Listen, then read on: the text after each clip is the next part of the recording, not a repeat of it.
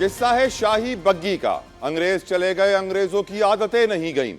हम जानते हैं इस 14 अगस्त पे इस्लामाबाद में एक तकरीब के अंदर सदर मुमलिकत को वहां होना था, वो सदारती बग्गी मौजूद थी, उसमें उनको जाना था, सदर मुमलिकत नहीं आ सके। और फिर वफाकी वजीर ने वजाहत भी की, क्योंकि इस पूरी वीडियो के ऊपर बड़ा सोशल मीडिया पे शोर मचा। हम बाबुओं का जिक्र बिलावल साहब के मुंह से सुन चुके हैं। ब्यूरोक्रेसी का नुकसान हम जानते हैं कि इस वक्त मुल्क में ब्यूरोक्रेसी किस लेवल पर है। हम जानते हैं करप्शन, मिसमैनेजमेंट, बैड गवर्नेंस में ब्यूरोक्रेसी का कितना बड़ा किरदार है। एवरीवन नोज इट कि लोग किस तरह सरकारी नौकरी पकड़ते हैं और सरकारी नौकरी पे आके क्या करते हैं। लेकिन पाकिस्तान की 80 साल तारीख में यह पहली बार हुआ है कि सदारती बग्गी में 2 20 ग्रेड के अफसर नजर आए हैं। इससे पहले कभी ऐसा नहीं हुआ है। जितने भी रिटायर्ड अफसरान थे उनकी नजर में उनकी नाक कट गई है। ऐसा नहीं होना चाहिए था। मोहसिन नकवी ने वजाहत दी कि उनको ऑर्डर दिए गए थे कि सदर साहब नहीं आ रहे हैं, आप तकरीब शुरू करें, लेकिन ये ऑर्डर नहीं दिए गए थे कि आप बग्गी में बैठ के आगे बढ़ जाएं और तकरीब शुरू करें। इसी के ऊपर गुफ्तगू शुरू करूंगा। सबसे पहले मैं इस पे मिर्जा इख्तियार बेग साहब आपका ओपिनियन चाहूंगा। पाकिस्तान में ब्यूरोक्रेसी के हवाले से बिलावल साहब ने बहुत कुछ बोला है, बाबू भी उनको पुकारते रहते हैं। ब्यूरोक्रेसी कितनी करप्ट है, कितनी निनकम्पू है, कितनी काबिल है, ये हम सब जान चुके हैं। आपकी नजर में यह होना चाहिए था जो हुआ, मिर्जा इख्तियार बेग साहब? बेग साहब, आई कांट हियर यू। आपका माइक म्यूट तो नहीं है सर?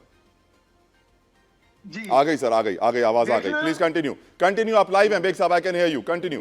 अगर आप पाकिस्तान की तारीख का मुताला करें तो ये बग्गी इज ए सेरेमोनियल व्हीकल जो प्रेसिडेंट के लिए खास मौकों। सवाल ये नहीं है, सवाल ये है कि जो शाही तरीकेकार हमारे ब्यूरोक्रेट्स का है, ये आपको सही लगा? वो गलत था, बिल्कुल गलत था। इसको यूज नहीं करना चाहिए था। वो एक स्टेटस है, एक मनसब के लिए। उससे नीचे से आके कोई आदमी और उस पर बैठे और खेलने लग जाए, फर्ज करें, तो आप उस मनसब की तौहीन कर रहे हैं। वक्त का मैं उस स्टेटस को आप डाउनग्रेड कर रहे हैं।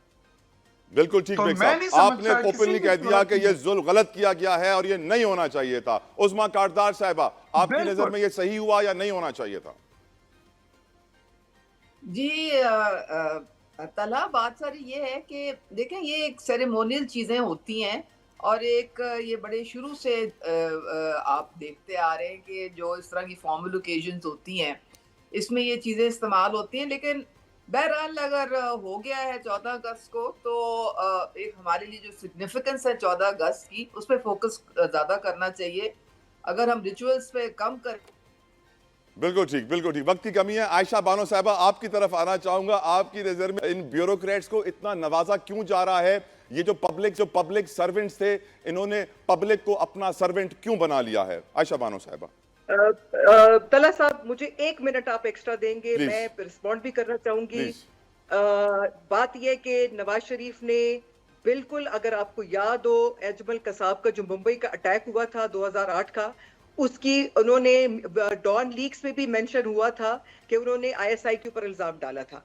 तो ये बिल्कुल ना कहें कि जी ये बड़े ऐसे करते हैं वैसे करते हैं। अब मेरे सवाल पे आए। जलसों में भी अब मेरे सवाल पे आए। मरियम नवाज ने भी अपने जलसों में नारेबाजियां लगवाई थी। अच्छा देखिए, जहां तक बात ब्यूरोक्रेसी की है तला साहब, हमारी ब्यूरोक्रेसी की जो लॉस थे वो बने थे अंग्रेजों के टाइम पे, और अंग्रेजों ने पूरा कंट्रोल ब्यूरोक्रेसी के हाथ में दिया था ताकि वो एडमिनिस्ट्रेटिव लेवल पे अच्छी तरीके से लोगों को कंट्रोल कर सके।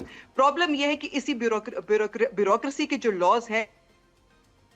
Right, thank you Ayesha Bano साहिबा, थैंक यू मिर्जा साहब, थैंक यू उस्मा कारदार साहिबा। व्यूअर्स,